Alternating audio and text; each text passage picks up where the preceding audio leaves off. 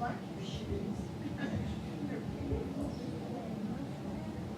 Oh, they're nice and big. Oh, yes. Want to come down?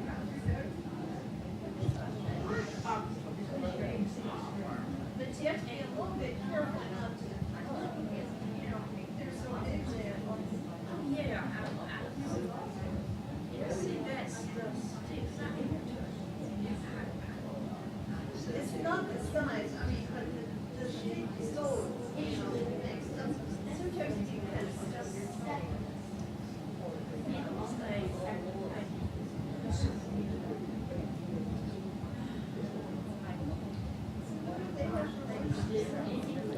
Good morning. I'm Pat Ramsden, and normally whenever I'm standing in front of a group of people like this and I say good morning, I'm Pat Ramsden, it's followed by, and it's my joy to be the pastor of Montpelier Presbyterian Church. And that's what I do when I don't live at Scotia. And I have been on 2 mission work trips to Puerto Rico, and I'm going to talk primarily about my second work trip. And if you're trying to figure out what my t-shirt says, it says love is a verb. And that's why I went to Puerto Rico, because loving isn't just the words we say, it's the actions of our hands as well. And so I went to Puerto Rico to demonstrate love, to let them know that after all of these years of recovery, and it's been, I guess, 7 years now, that they are not forgotten. And the same thing is true in Western North Carolina. My church is going to be doing a mission work trip there this fall, and it's because it's easy when disasters happen for people to come in, for the nation to weep during the time that the TV cameras are there. But when the TV cameras move away, it's easy for them to be there going, my home is still gone. The roads are still not open. I don't know what I'm going to do for a job. And so it's important in those times, in those moments of recovery, for us to continue to pray, for us to continue to give, for us to continue to show up. This is not my normal outfit. As most of you know, I don't normally walk around Scotia Village in a stained t-shirt and pants, but this is my I'm going on a mission work trip outfit. And you'll see why it is covered in paint in a little while. But I wanted to start by telling you some things just about Puerto Rico. Puerto Rico is located right here, and it's about the size of Connecticut. It's a little smaller than Connecticut, and it has quite a few people from the mainland moving to Puerto Rico now for several reasons. One is that while the primary language of Puerto Rico is Spanish, about 50% of the island speak English, and they speak it very well. It's amazing because they're always apologizing for how poor their English is, and I can understand them better than I can some of the people on the mainland. And so I'm always saying, you're doing really, really well with this. The currency, because it's a United States Commonwealth, and I'm going to go into that a little longer, is the same as our currency. So $1 here is $1 in Puerto Rico. Because it's a Commonwealth, you don't need a passport to go to Puerto Rico. And in fact, there's a direct flight from Raleigh to San Juan, Puerto Rico. You don't need a passport. You don't need special shots. You don't need to exchange your money. It's a really quick trip. But as you can tell, Puerto Rico is not that large.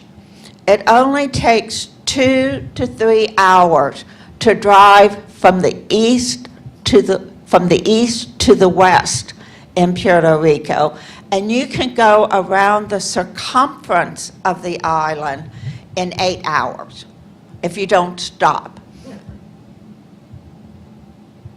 The population is a little over 3 million, but it's a very poor country. The median income of Puerto Ricans is about $26,000 a year. And if you stop to think about the fact that they're living on the same inflation rate that we're living in, $26,000 doesn't get you very far. So about 40% of the people on the island are living in poverty. Their economy is primarily driven by manufacturing and tourism. And that's particularly one of the things that surprised me was pharmaceuticals is a primary industry in Puerto Rico, as well as electronics and, of course, textiles. But tourism has become increasingly dominant there.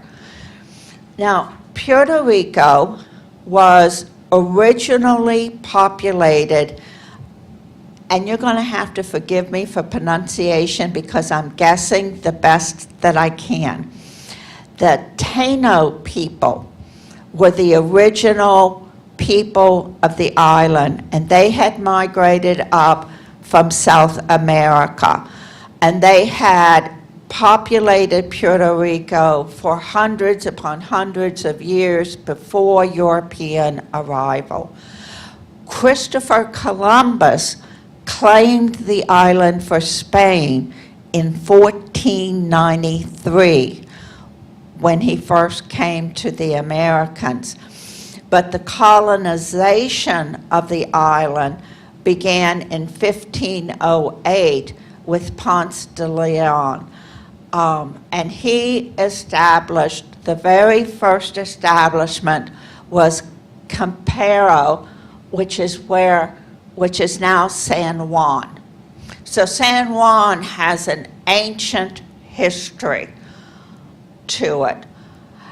In the Spanish-American War, which I know you all remember was in 1898, the Spanish-American War, Puerto Rico became a territory of the United States, but it became a commonwealth in 1952.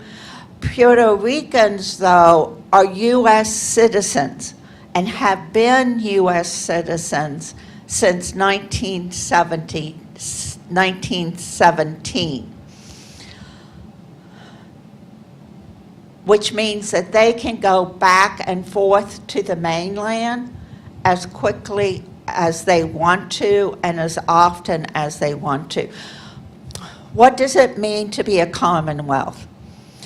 It means you're not a state. It means that they have their own self-governance. They have a constitution. They have a republican form of government with elected officials. They have a governor and a legislative assembly. But they're under U.S. federal law, and the U.S. Constitution applies to them. Their foreign relationships, their defense, and their currency are all managed by the United States. They do have a representative in Congress, but that is a non-voting representative. They can serve on committees, they can have voice, but they have no vote. And they cannot vote in the presidential elections, even though they're U.S. citizens.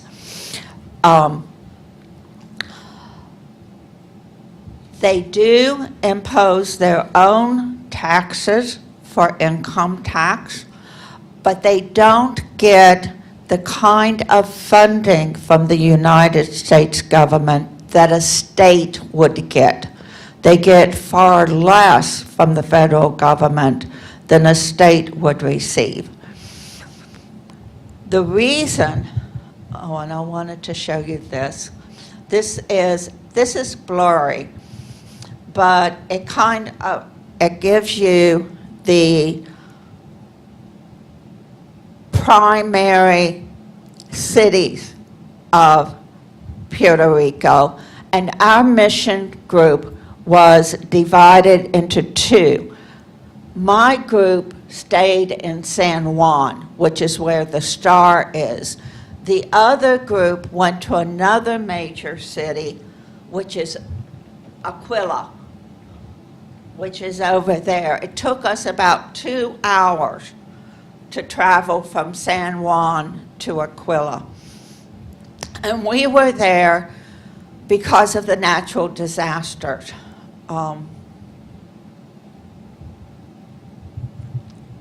Rats.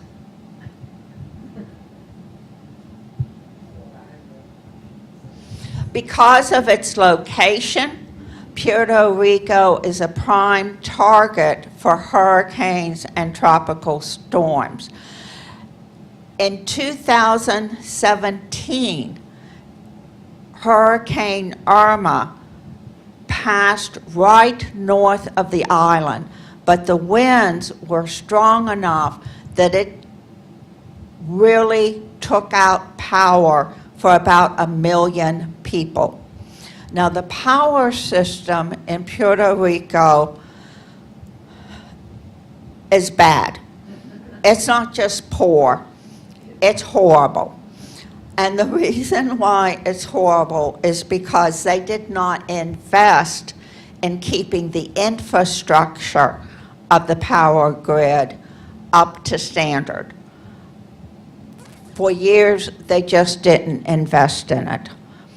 And so when the hurricane hit and all of the electric lines and power lines were above ground, those winds just took it out. And that happened on September the 5th. On September 20th, just 15 days later, Hurricane Maria hit. Now already 1 million people were without power.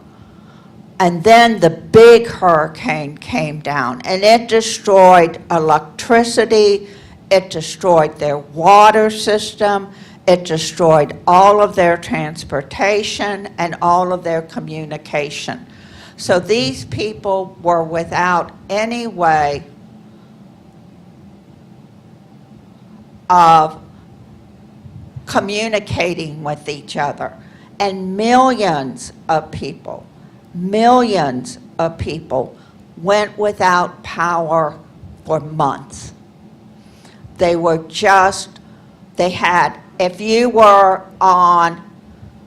you had diabetes, you were in a world of hurt because that medication has to be refrigerated. If you don't have power, you don't have a way to refrigerate it. If you were on a breathing machine, you were in a world of hurt because you had no power and those machines wouldn't work. Not only that, but they had no way to travel through the roads to get to a city where a hospital might still be running, and the key word there is might. So it was a disaster, and it led to a great exodus of people from Puerto Rico to the mainland. From 2017 to 2018, more than 130,000 people moved out of the country.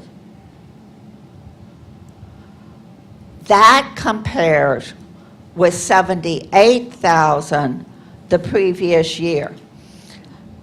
Between 2000 and 2009, before those storms hit, they were only having 6,000 people leave the country a year. So you went from 6,000 people leaving to 123,000 people leaving, because there simply was no reason to stay. They lost a lot of their hope, but they lost a lot of their young people. The median age of Puerto Rico went from 37 to 41 in 1 year. The median age in 2025 became 46 years old. Now, what did that mean to the country? Children and grandchildren, their natural support system, had left. They'd come to America, they had found jobs, they were sending money back, they were visiting occasionally, but their children and grandchildren were no longer there to give them the physical support that we frequently count on from our children, and the emotional support. And so the other thing that happened was that schools frequently closed down. In our first mission trip, what we were working on was transforming a public school into a community center that would be available if another disaster happened. So we went into a school that had been deserted and was in just awful condition with mold and falling ceilings and cracked walls, and we helped to refurbish that so that it could be used as a community center.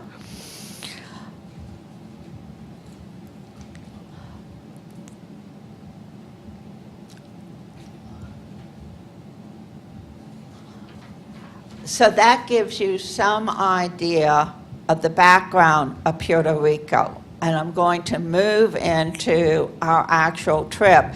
But I was wondering if you all had any questions about Puerto Rico, or if that background information was of any help to you to understand what was happening and is happening on the island.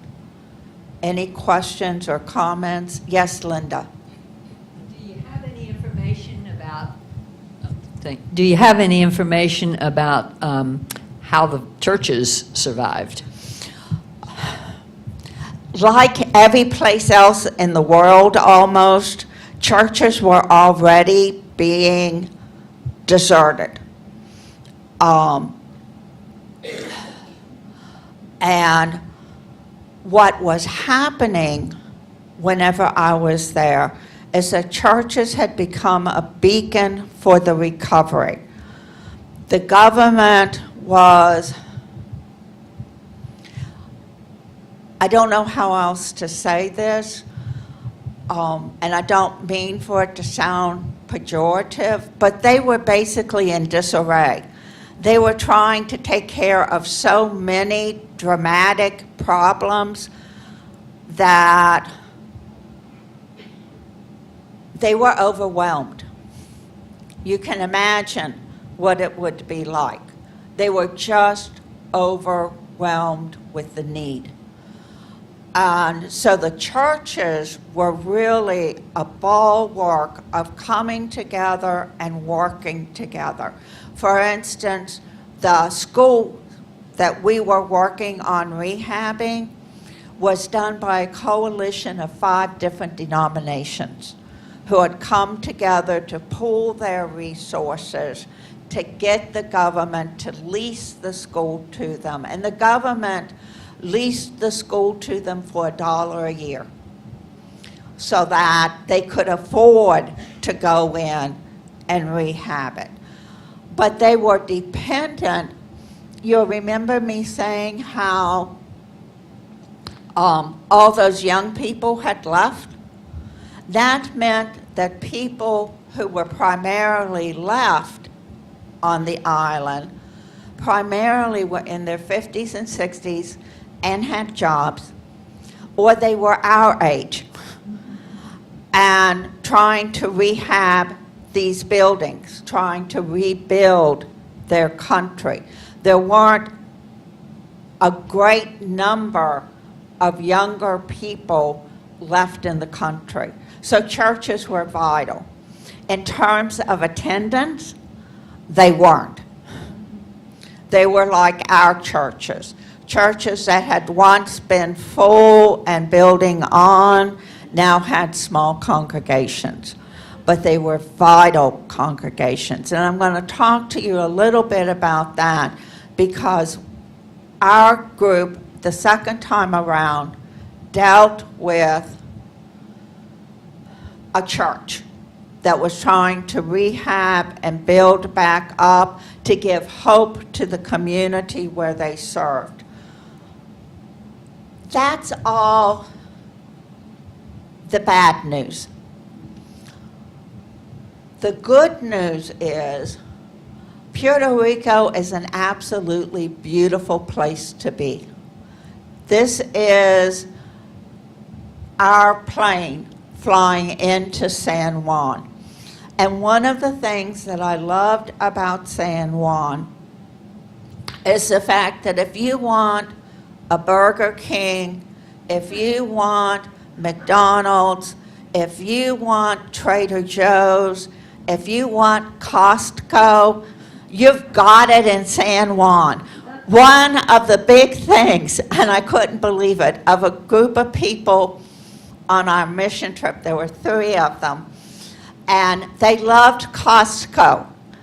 And so one night when the rest of us were exhausted and all we wanted to do was go to bed, they took the van and went to Costco and brought us back a Costco pizza. So San Juan is really, on the surface, like any other large city. But I wanted to show you the beauty of Puerto Rico and just how gorgeous it is and why tourism is such a magnificent part of the country. But it's also a place of desolation. For all of their courage, for all of their strength, there are still the remnants of the disaster. This is our group who came to Puerto Rico. We stayed at a church while we were there for the week, and that's us looking really good at the beginning of the week before the work started. And what we did was we went to a church in an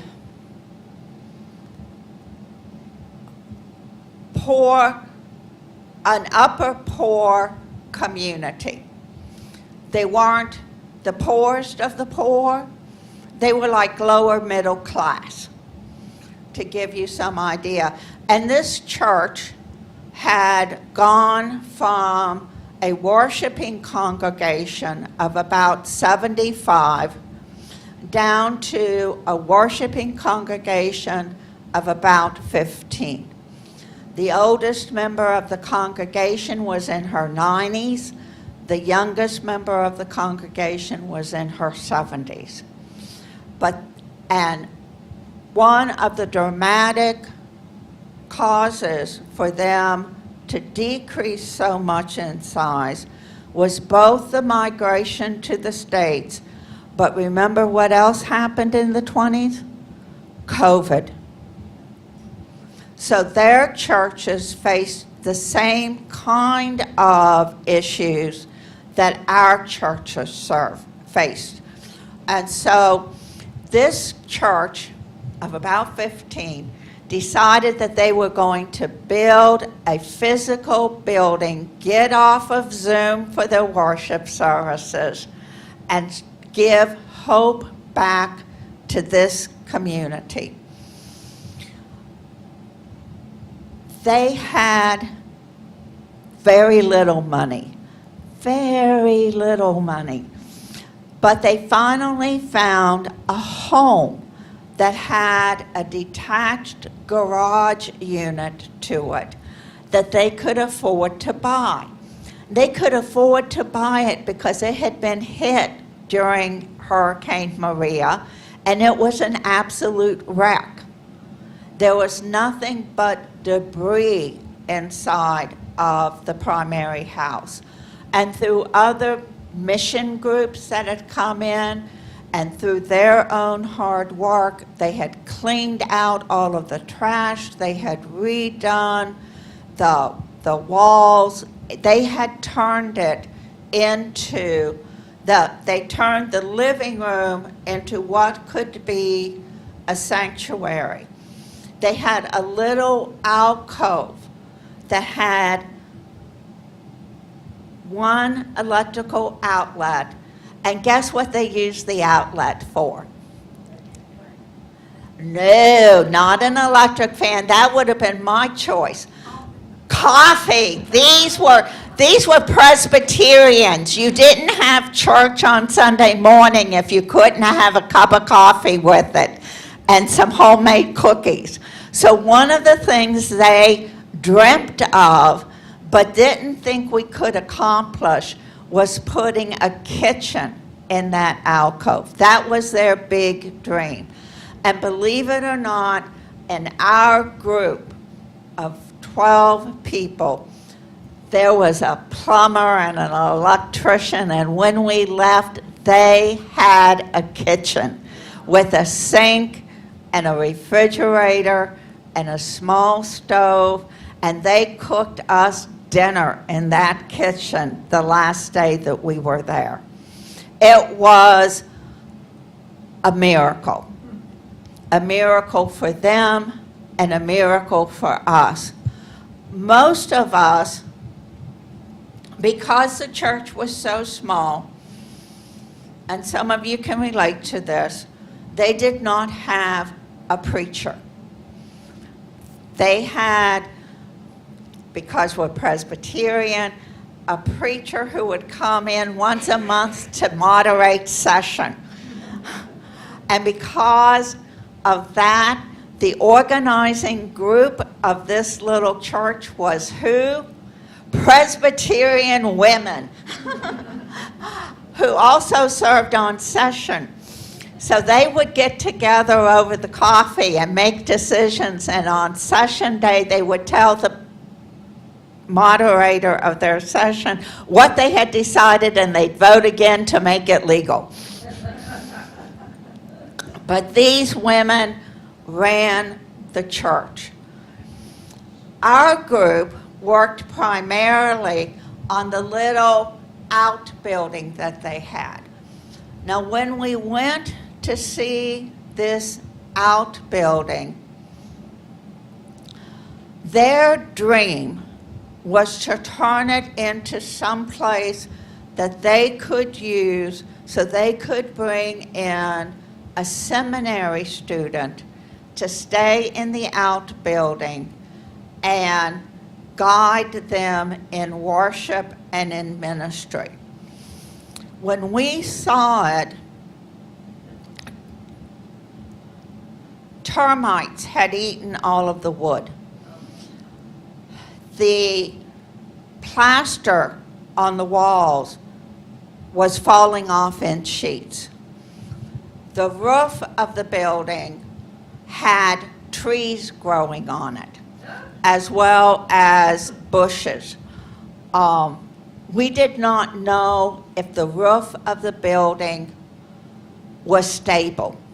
The ceiling was falling down in, and we had a week. One of the first things we did, this is the roof of the building. I don't have a picture before, but you can imagine this roof covered with vegetation, covered with small trees, covered with trash. And that's what it looked like at the end of the morning. We had 4 men who went up on the roof and tore out the trees, dropped down the debris, dropped down all of the vegetation that was on it, and they had us at the bottom picking up the dead trees and the debris and pushing together the vegetation. But at the end of the week, the roof went from looking like that to looking like that. Wow. And it was safe. Even more important, it was safe. Now this was the back of the building. And you can see how that vegetation in Puerto Rico just grows up. What you may not be able to tell is, see all this vegetation growing up that wall? That was a window. See this vegetation in a hump? That was a huge tree trunk. And this area was a smaller hump. And when we started to clean it out, we began to find rotted pieces of clothing, rotted t-shirts, a rotted pair of jeans, for some bizarre reason, a DVD. What we were afraid of, because we didn't know yet what was under this vegetation, is that we were going to discover a body, because somebody had been living there. That's where somebody lived. And we were going through all of their life in this pile of vegetation. And Betsy still had a smile on her face. That's how Betsy and I spent our first afternoon. The morning we spent with the roof debris. The afternoon we spent tearing that out until it looked like that. The inside of the building, as I had said, had been eaten by termites. So you can see all the termite damage there. When we tore down that wood, we were so excited. It was like victory to us. It was a symbol to us of what could become. This is one of the walls on the inside. This is what it began to look like at the end of the 3rd day.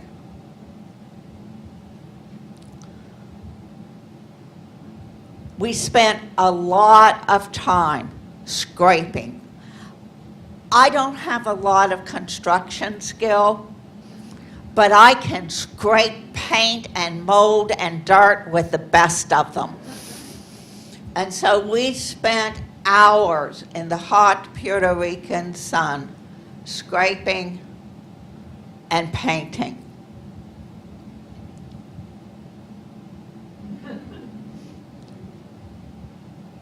You can see the difference, you can see the difference between this wall that we had worked on and this wall that we had just begun to work on. This wall was a whole lot worse, but it was the best picture I had of before and after. We even had to clean up some of the debris from the street. One of the wonderful things is across the street from this little church was a bar, a neighborhood bar. And throughout the week, more and more folding chairs showed up in the parking lot of that bar as they watched all of us work on the building across the street, wondering what in the world we were doing. The one thing we regretted is they never came across the street to offer us a beer. And if you've ever worked in the hot Puerto Rican sun, about 3 o'clock in the afternoon, you want a cold Puerto Rican beer. We were there in February, which was a great time to be there because it was hot, but it wasn't overwhelmingly hot. I have to tell you, as faithful as I am, as much as I want to show God's love to people, I wouldn't go to Puerto Rico in July any more than I'd go to Florida. I don't like the heat and the humidity. But we were cleaning the streets. This is, remember how I told you they'd taken this filthy, broken down living room and turned it into a sanctuary? That was their sanctuary, and that was the president of their Presbyterian women's group. And by the end of the week, we had not yellow walls, but glistening white walls with a Presbyterian church sign on it that everybody in the neighborhood could see. And out of chaos came hope. It was a marvelous trip. And one of the things I learned was the courage and the strength and the faith of the Puerto Rican people. In the midst of what could have defeated anyone, they found the faith to pick themselves up and rebuild. And to be so grateful for any of the help that they were given as they did that. Do you all have any questions? Yes. Is the predominant, is Roman Catholicism the primary religion down there? It's probably, she asked if the Protestantism was the primary religion. It's probably Roman Catholic, with a smattering of different Protestant churches growing. It's hard for me to tell what denominations other than Roman Catholic would be predominant because they work together so much. So what you see are a lot of Protestant churches, but by far Roman Catholic because of their heritage. Any other questions? I hope that you enjoyed this. I hope you learned a little something. I hope that your hearts would be encouraged. I know that this is not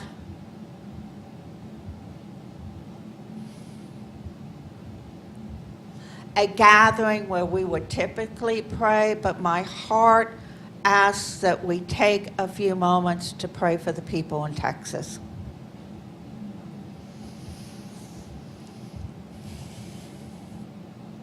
Lord, you have taught us through all of the circumstances in our lives that you are there. We have known personal tragedy. We have known personal grief. And in it, you have given us the courage to move forward. You have surrounded us with love. And we ask for that now. for the people in Texas, that they will know your courage, that they will be surrounded by your love.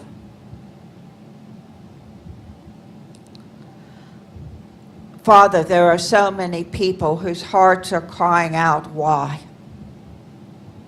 Where is God in all of this? And in my heart, in my life, I believe you are there holding us. I believe we cannot hold the answer to the question of why, but that you hold us in the middle of it, calming us. We ask that our prayers be an answer to where you are. We ask that the strong arms of those who have fought and rescued against the horror of the situation become your answer to where you are. We ask that arms holding those who grieve, that the loving silence of those who stand in awe of the Christ will represent your presence. For we have no words in the face of such horror. We only have faith. And so we ask that you use us in our faith, in our prayers, in some small way, to be a comfort to your grieving people. Like Isaiah, we cry out, comfort us, Lord. Comfort your people. Comfort us now. Amen. Thank you all so much for coming.